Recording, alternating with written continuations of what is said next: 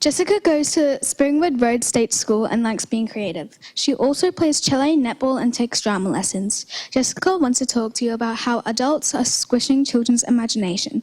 Jessica wanted to take this opportunity to talk about imagination and why it is so important to make sure children have plenty of opportunities to grow this very useful part in their brains.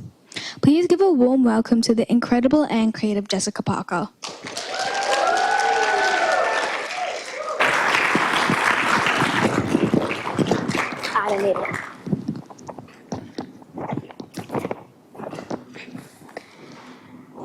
Have you ever noticed that adults are squishing children's imagination?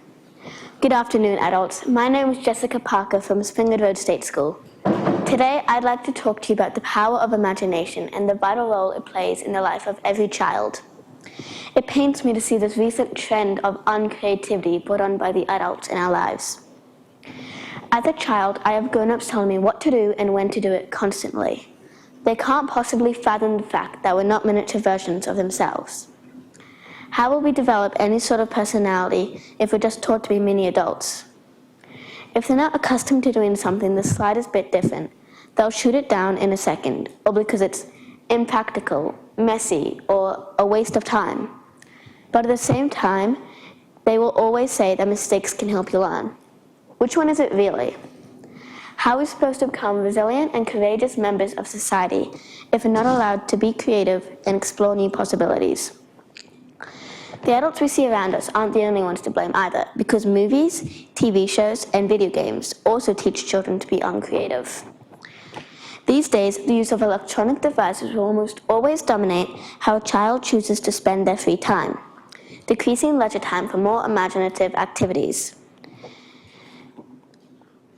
Video games are becoming more and more realistic with specific goals that don't let you think outside of the box.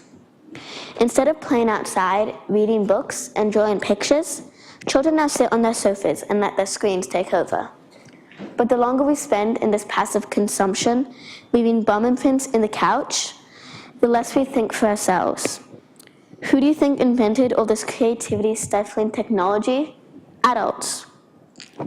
Teachers are always giving us extremely specific instructions on where, what, and when to do things. Instead of prioritizing more creative activities that students may be interested in, such as drawing, knitting, playing musical instruments, or painting, they make us do useless, boring assignments. Not every student wishes to be a rocket scientist, so why should we all have to learn the same thing? Students are all unique with different needs and interests. So tell me, why can't we be free to express ourselves? Kids can do the most extraordinary things with their imagination. I mean, look at all these creations. Most of what you can see were made by my friends and I. You can also see the amazing example of Frank Epperson, who invented the popsicle when he was only 11 years of age. That's pretty good imagination for someone my age. When he was older, he founded a business to sell his creation, but it was his children who came up with the name Popsicle. Again, it's the kids with the imagination. You might think that's crazy, but hear this. At the age of only 6, Robert Patch designed the first ever toy truck with bottle caps and cardboard. See what children are capable of when we don't squish their imaginations?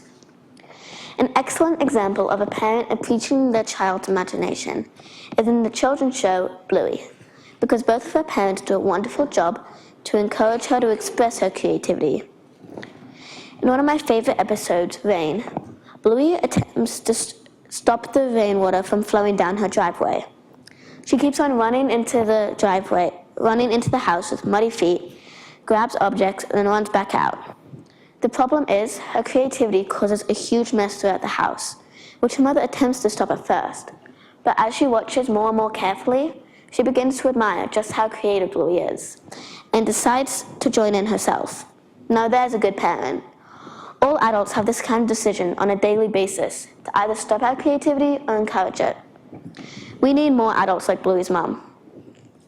Imagination will help solve problems in more creative ways and help us to come up with extravagant new ideas.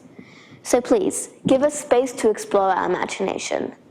Let us do whatever craft our heart desires. Let us make a mess from time to time.